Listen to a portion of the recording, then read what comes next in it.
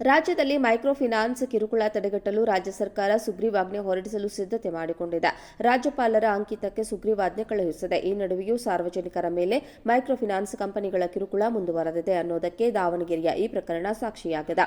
ಹೌದು, ಕೇವಲ ₹99 ಬಾಕಿ ಇರುವುದಕ್ಕೆ ₹58,000 ಕಟ್ಟುವಂತೆ ಬ್ಯಾಂಕ್ ಒಂದು ದಾವಣಗೆರೆ ನಗರದ ಚಂದ್ರಶೇಖರ್ಗೆ ನೋಟಿಸ್ ಕೊಟ್ಟು ಹಣ ಪಾವತಿಸುವಂತೆ ಕಿರುಕುಳ ನೀಡುತ್ತಿದೆ.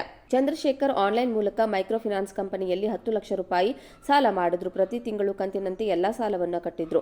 ಉಳಿದ ₹99 ಕಟ್ಟಿಸಿಕೊಂಡು ಕ್ಲಿಯರೆನ್ಸ್ ಕೊಡಿ ಎಂದು ಕೇಳಿದಾಗ ₹58,000 ಕಟ್ಟುವಂತೆ ಒತ್ತಾಯಿಸಿದ್ದಾರೆ. ನಿಮಗೆ ಕ್ಲಿಯರೆನ್ಸ್ ಸರ್ಟಿಫಿಕೇಟ್ ಬೇಕು ಅಂದ್ರೆ ₹58,000 ಕಟ್ಟಬೇಕು ಎಂದು ಚಂದ್ರಶೇಖರ್ಗೆ ಮೈಕ್ರೋ ಫಿನಾನ್ಸ್ ಸಿಬ್ಬಂದಿ ಹೇಳಿದ್ದಾರೆ.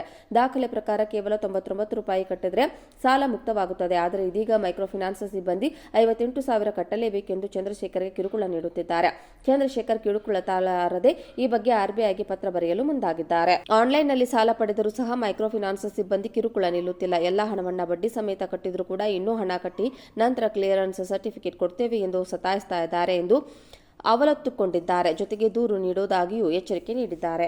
ರಾಜ್ಯದಲ್ಲಿ ಮೈಕ್ರೋ ಫಿನಾನ್ಸ್ ಕಿರುಕುಳ ತಡೆಗಟ್ಟಲು ರಾಜ್ಯ ಸರ್ಕಾರ ಸುಗ್ರೀವಾಜ್ಞೆ ಹೊರಡಿಸಲು ಸಿದ್ಧತೆ ಮಾಡಿಕೊಂಡಿದೆ.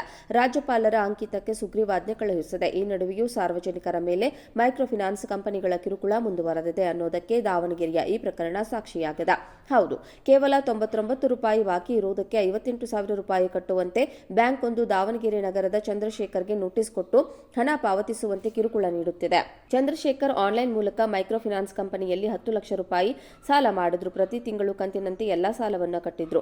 ಉಳಿದ ₹99 ಕಟ್ಟಿಸಿಕೊಂಡು ಕ್ಲಿಯರೆನ್ಸ್ ಕೊಡಿ ಎಂದು ಕೇಳಿದಾಗ ₹58,000 ಕಟ್ಟುವಂತೆ ಒತ್ತಾಯಿಸಿದ್ದಾರೆ.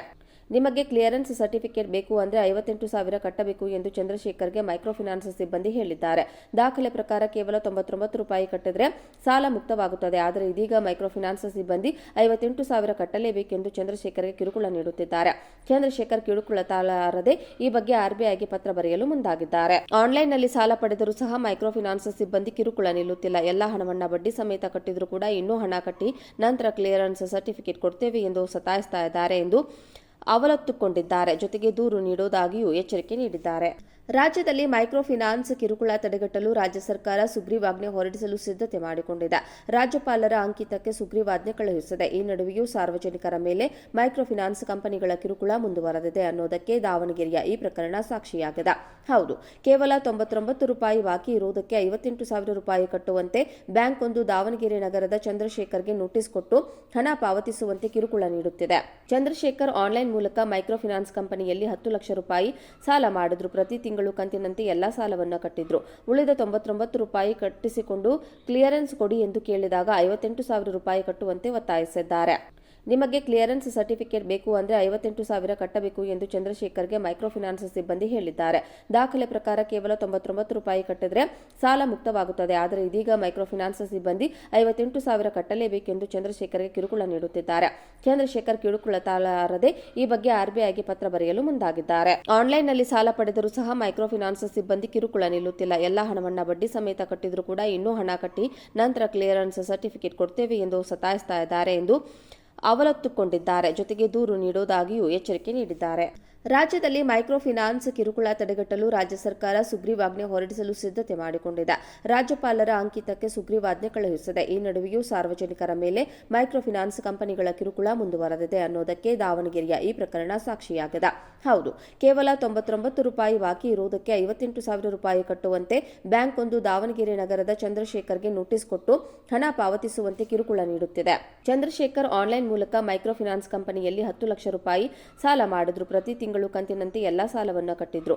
ಉಳಿದ ₹99 ಕಟ್ಟಿಸಿಕೊಂಡು ಕ್ಲಿಯರೆನ್ಸ್ ಕೊಡಿ ಎಂದು ಕೇಳಿದಾಗ ₹58,000 ಕಟ್ಟುವಂತೆ ಒತ್ತಾಯಿಸಿದ್ದಾರೆ.